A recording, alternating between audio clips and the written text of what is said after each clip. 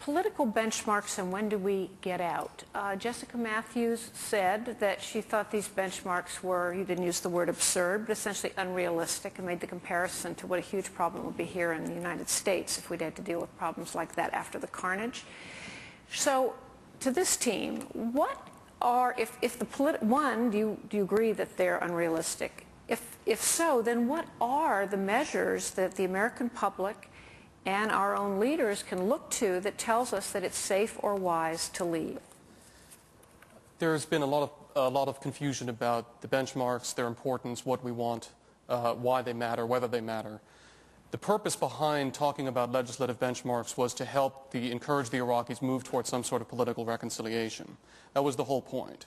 The interesting thing is that the Iraqis have been moving toward political reconciliation on the ground.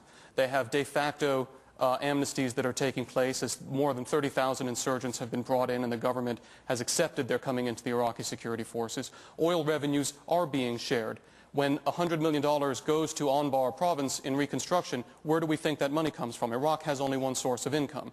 Oil revenues are being distributed. De-Baathification has also been underway on the ground, with former Baathist army officers invited to return to the force or gain pensions and so forth. We have been making progress. They have been making progress politically, not in Parliament. So what we have to decide, one of the things we have to decide as we discuss this is the issue the process, that they do this exactly the way that we said, that they said a year ago that this is how they were going to do it, or is what matters that they are actually doing it, that it is actually making progress, that the violence is actually going down, and that we're actually seeing signs of reconciliation on the ground? I would submit that it's the second point that's more important. Signs of reconciliation on the ground are pretty hard to see on the ground.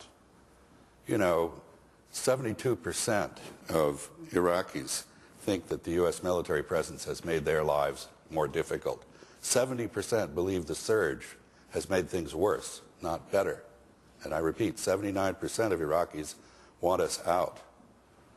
Reconciliation, we are allied with Sunni tribesmen in Anbar now, whose principal enemy after al-Qaeda is the Shiite government in Baghdad. They're very open in saying that they're training with us to go after that government.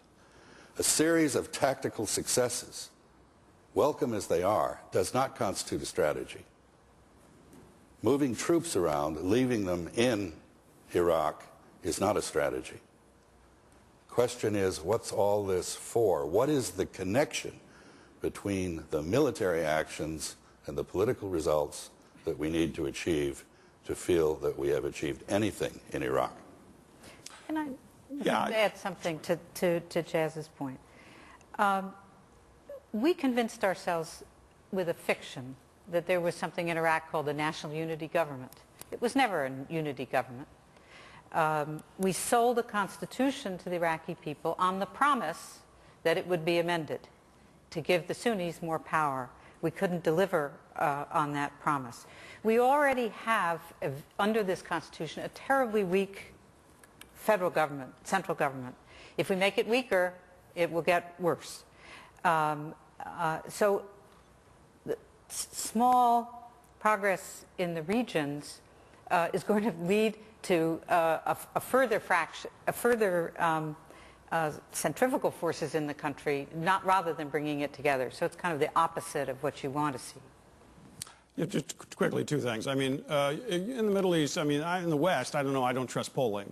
But the notion that you can take polling in Iraq, a society pulverized by a totalitarian regime, suddenly go in there and, you know, total strangers, you come in and say, what do you believe? I mean, I guarantee you that if Chaz and I went to the Shia regions, which represent 60 to 65% of the population, and you ask them, do you want the Americans out? Yeah, sure, everybody say yes. And then if you say, well, do you want them out now? They'll say, I mean, the best parallel to this is if you looked at those figures and you took them on face value, you'd assume that we'd have a replication of 1920 and the Great Jihad against the Americans, against the British, led by the Shia. You don't have that. You don't have anything near that.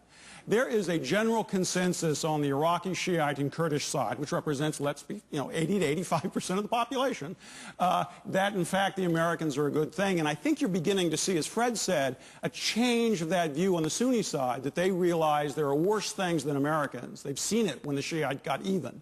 that they want to see progress, and the Americans are becoming, in fact, indispensable to that progress on the ground.